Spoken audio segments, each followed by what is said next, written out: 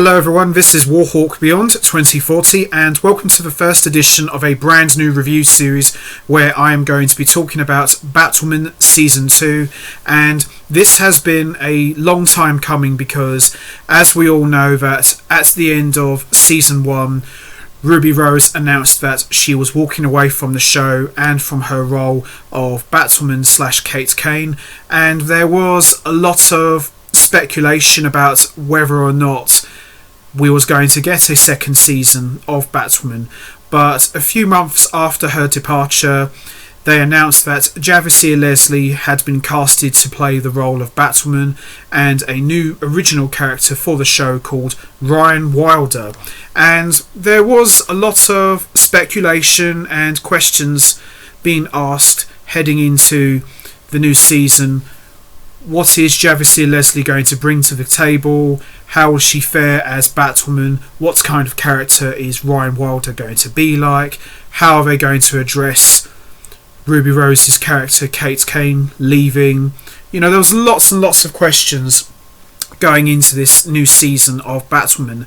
And after having finished watching the first episode of Season 2, which was the Season 2 premiere, I can honestly say that I thought Javicia Leslie did a really good job. I mean, bear in mind it's only been one episode, but I thought she did a pretty decent job.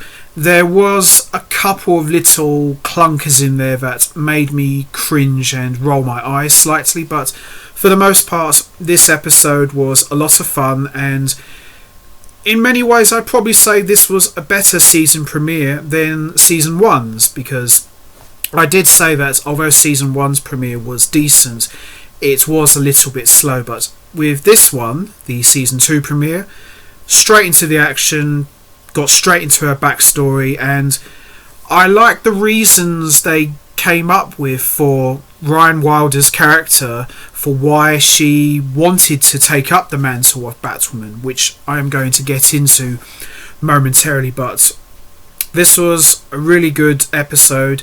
As I said, a couple of little moments in there that made me cringe, but this was a good solid episode, and we're off to a pretty decent start. Everybody's back, Alice is back, Rachel Scarsden was fantastic as always, Luke Fox is back, always a pleasure to see Mary Kane, who's played wonderfully by Nicole Kang. She looked incredible as always. Sophie's back, Julia Pennyworth is back, even though I don't really care much for her, but I'm pleased to say that she didn't say love for this episode, because if she had started saying love like she did in Season 1, I probably would have just jumped out the window, because that really got on my nerves. But good stuff here, and as we saw at the end of Season 1, Thomas Elliott, with Alice's help, reconstructed his face to make himself look exactly like Bruce Wayne, which was how we left Season 1, and we saw him cause a little bit of a problem, but I don't know really.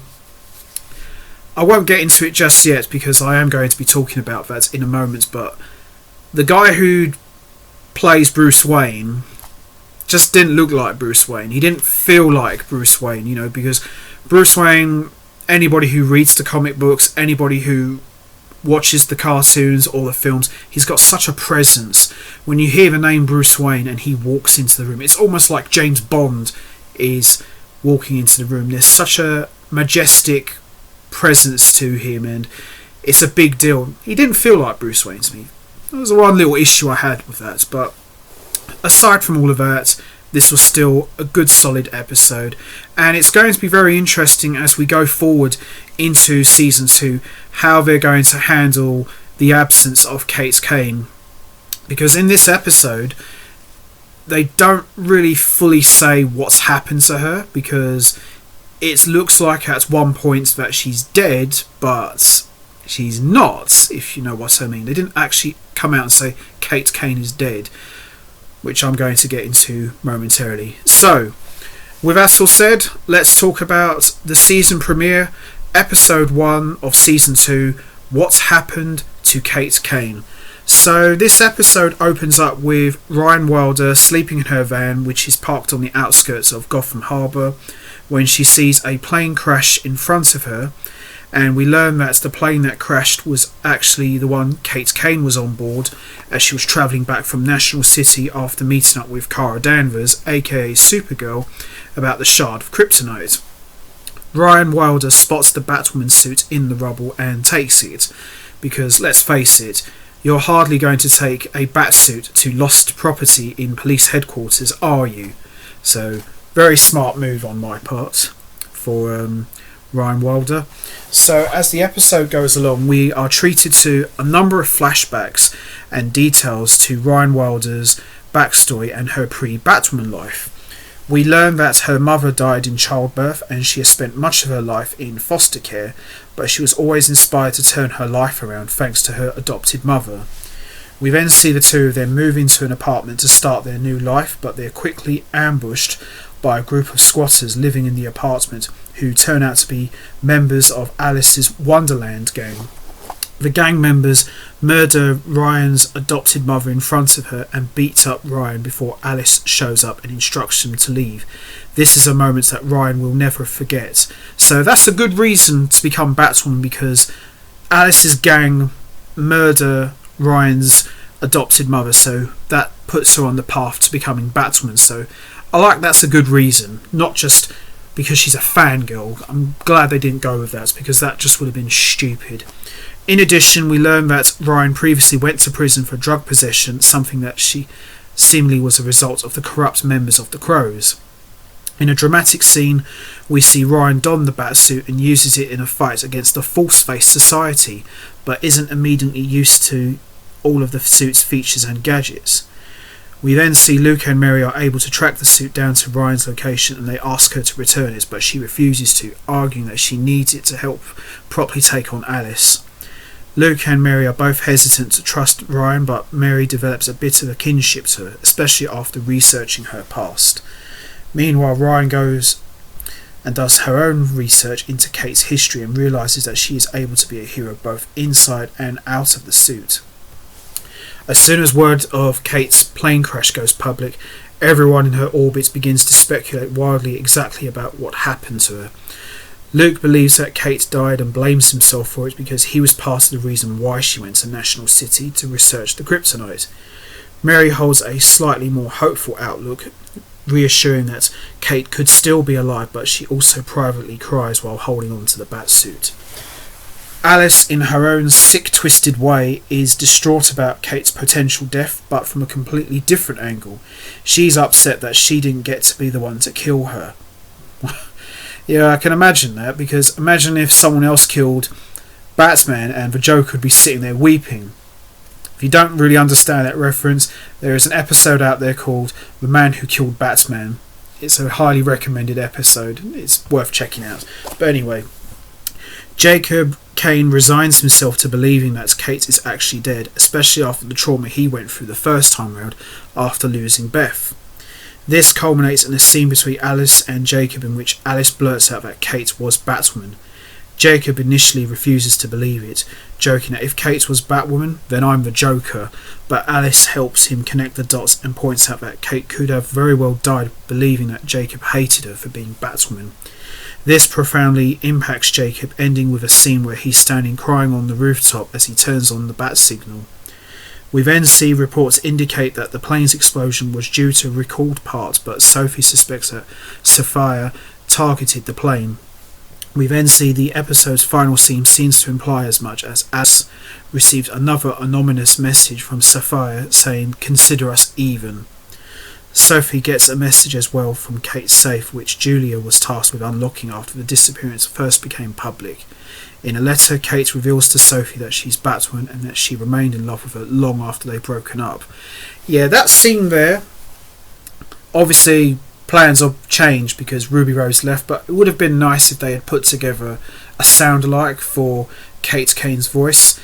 When Sophie was reading the letter and you actually hear Kate's voice, it just didn't sound like Ruby Rose, so that bit kind of rubbed me up the wrong way, but I understand and respect that, you know, they probably didn't know going in that Ruby Rose was just going to up and leave.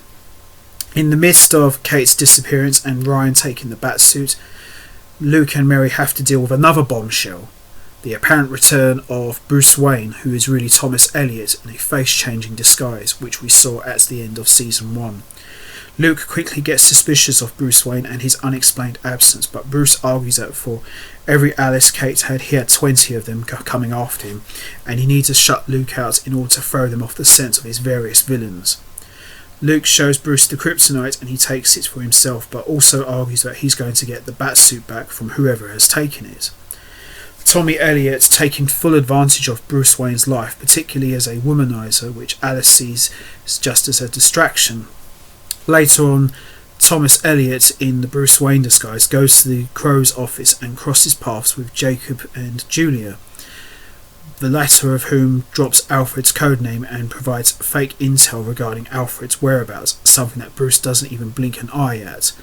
Julia manages to get a fingerprint sample and confirms to Luke and Mary that it is really Thomas Elliot, just as Thomas walks into the Batcave and blows up one of its walls to access the Batcave, which was discreetly hidden, and uses it to track down the Batsuit.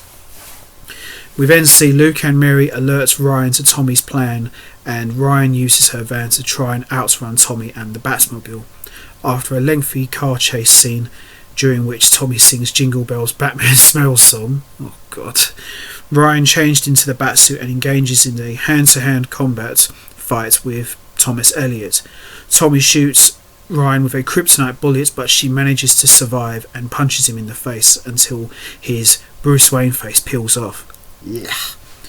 Tommy is quickly taken back to Arkham, and Ryan seemingly makes it okay from the fight, albeit with a huge and inexplicably non-fatal injury from the kryptonite in her shoulder, which starts to take on more of a green veiny look, spreading all over her shoulder. And that pretty much concludes the first episode of Season 2. Overall, as I said, this was a good solid episode. Couple of little clunkers and silly moments, but this was a very good, strong episode, and we're off to the races already, and we're off to a really good start. The only thing I would probably question is, I would have liked to have seen Thomas Elliot for the first half of the season just pretending to be Bruce Wayne and causing all sorts of trouble, and then they learn that he's not the real Bruce Wayne, maybe like the second half of the season, but who knows what's going to happen. But I just felt that they learning that it's not the Bruce Wayne that we know is kind of felt a little bit rushed. But aside from all of that, good solid episode. I really enjoyed the scene where Luke, Mary and Ryan are telling each other why the Batsuit is more than just a costume, and I like how Luke and Mary are basically saying that what makes you think you're worthy enough to wear that suit? You know, Batwoman's a symbol, she's a hero. And Ryan says, I know I'm not a symbol, but I'm not a hero either. You know, I need this to do what I need to do, and once I've finished with it, I'll return it to you. So I like how everyone had their reasons and their opinions on what the Batwoman symbol stands for. But like I said, good solid episode, and I thought Javicia Leslie did an excellent job and delivered a really good performance. And I like that we learned about Ryan Wilder's backstory, so that was a nice little treat, and hopefully we'll see more of her in the second episode and learn more about her background. But like I said, overall excellent episode, and I'm really looking forward to the second episode of Season 2. So I'm going to wrap this up now. What did you think of the Season 2 premiere of Batwoman? Did you enjoy it? What was your thoughts on Ryan Wilder as a character? Do you think she could fit into the boots, no pun intended, of Batwoman? What was your thoughts on Javicia Leslie's performance as Ryan Wilder? Did you think she did a good job? Do you think she makes a good Batwoman? What was your thoughts on the Thomas Elliot situation where he was impersonating Bruce Wayne? Do you think they could have dragged that out a little bit longer, or did you feel that was a little bit rushed? You know what to do, guys. Hit the like button, hit the subscribe button, leave your thoughts and comments down below, and I will be back next time for another edition of the Batwoman Season 2 review series, where I'm going to be talking about Episode 2.